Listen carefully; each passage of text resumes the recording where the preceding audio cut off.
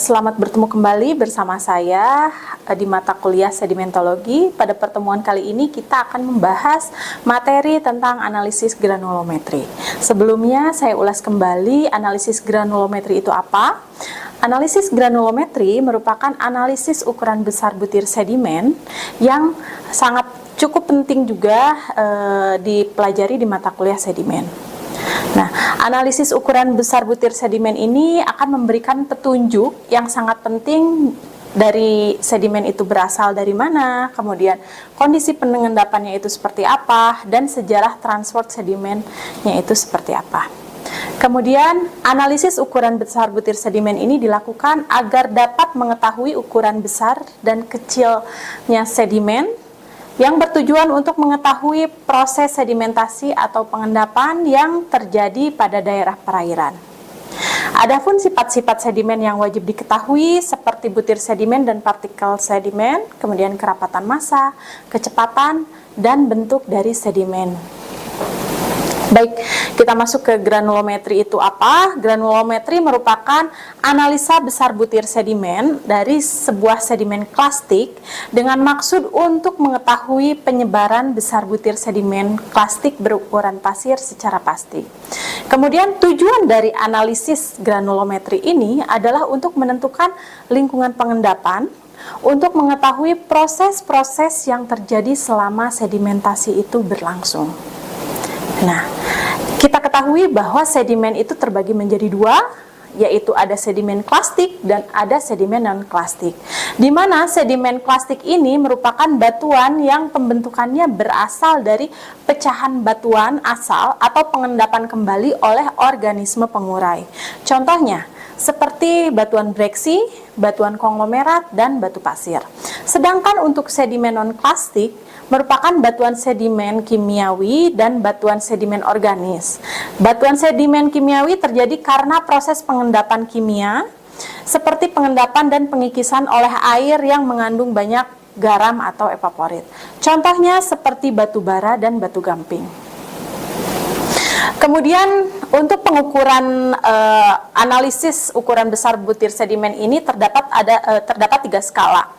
Yang pertama ada skala ukuran besar butir sedimen berdasarkan atau menurut Aden-Wentworth, teorinya Aden-Wentworth.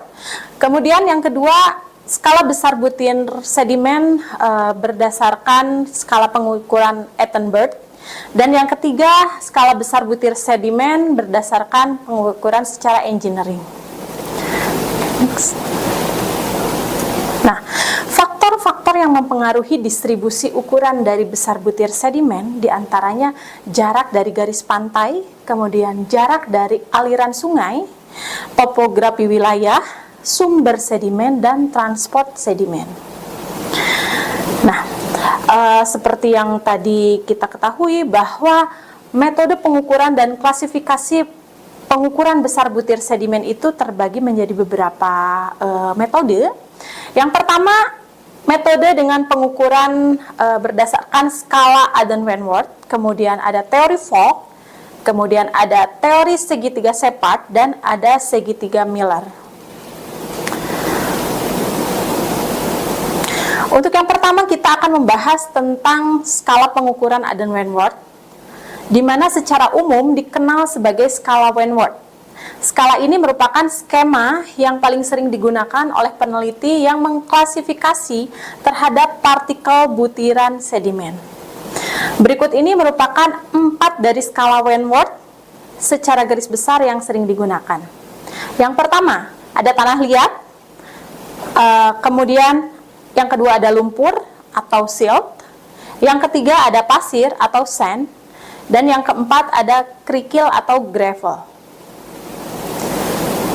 Nah, berdasarkan skala bisa kita lihat skala Wentworth seperti pada tampilan berikut, di mana ada bongkah dengan ukuran sedimennya itu lebih besar dari 256 pi, kemudian ada berangkal dengan skala ukuran sedimennya itu 64 sampai 256 pi, kerakal 4 sampai 64 pi, kemudian kerikil 2 sampai 4 pi, Kemudian klasifikasi pasir sangat kasar 1 sampai 2 pi, pasir kasar 0,5 sampai 1 pi, kemudian pasir sedang 0,25 hingga 0,5 pi, pasir halus 0,125 hingga 0,25 pi, pasir sangat halus 0,0625 hingga 0,125 pi, dengan klasifikasi lanau 0,0039 hingga 0,0625 pi, dan yang paling halus merupakan sedimen atau nama sedimen lempung, di mana ukuran sedimennya itu lebih kecil dari 0,0039 pi. Nah, kemudian yang kedua, teori ini merupakan teori yang digunakan dalam analisis besar butir sedimen yang bertujuan untuk mengetahui parameter nilai dari pengukuran besar butir sedimen secara grafis.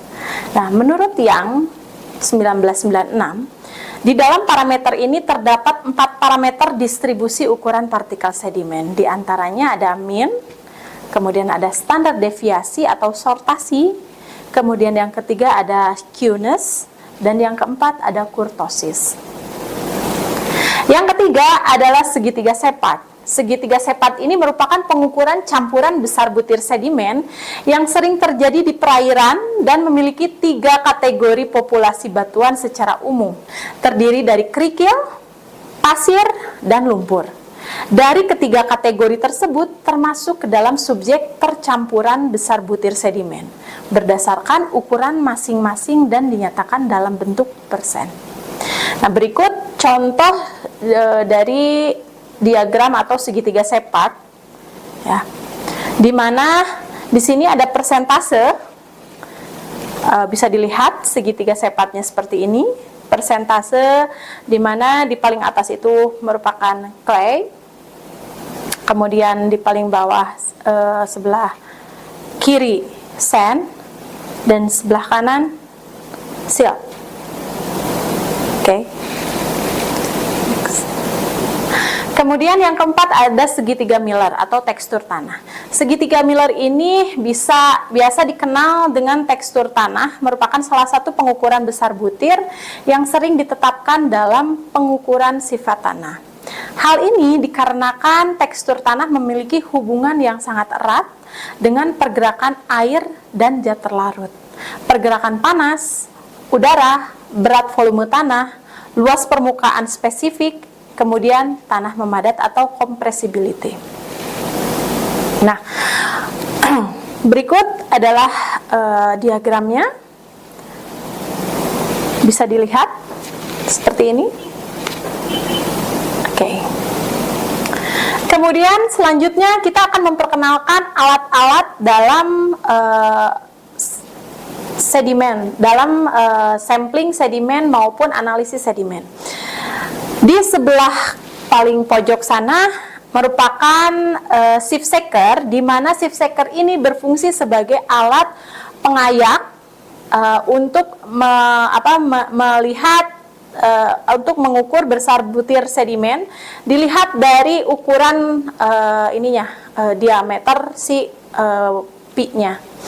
Kemudian selanjutnya ada alat yang namanya grab sampler. Grab sampler ini digunakan untuk mengambil sampel sedimen di permukaan dasar laut dengan kedalaman tertentu.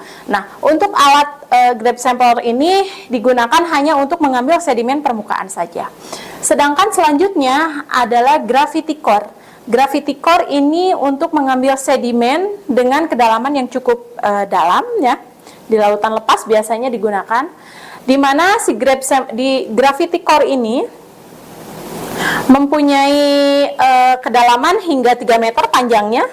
Jadi kita bisa melihat sampel sedimen atau melihat perubahan dari lingkungan pengendapan sedimen berdasarkan layer-layer yang diperoleh dari sampel gravity core ini.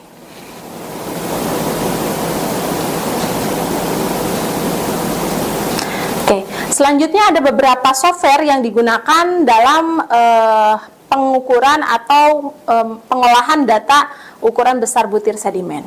Di antaranya yang sering kita gunakan adalah software Kumod-Cell. Software Kumod-Cell ini adalah software yang digunakan untuk menganalisis besar butir sedimen. Kemudian klasifikasinya itu berdasarkan teori Vogt, sehingga diperoleh presentasi butiran, yaitu di dalamnya itu kerikil, pasir, lanau, dan lempung, dan nama sedimen itu. Oke, next. Nah, ini contoh dari analisis atau analisis data dari software Kumod-Cell, bisa dilihat sebagai berikut. Ya.